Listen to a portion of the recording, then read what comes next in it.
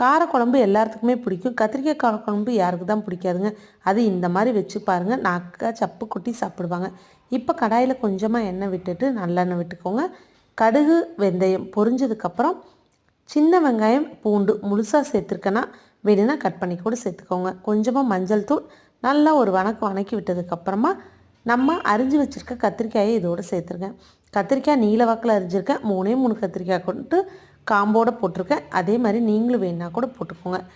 இப்போ தேவையான அளவு உப்பு போட்டுட்டு நல்லா கிளறி விட்டு குழம்பு மிளகாய் தூள் இந்த கத்திரிக்காய் வேகிறதுக்கு கொஞ்சமாக தண்ணி சேர்த்துட்டு நல்லா கலந்து விட்டுருங்க. மூடி போட்டு ஒரு 2-3 நிமிஷம் விட்டிங்கன்னா கத்திரிக்காய் ஓரளவுக்கு வெந்து வந்துடுங்க.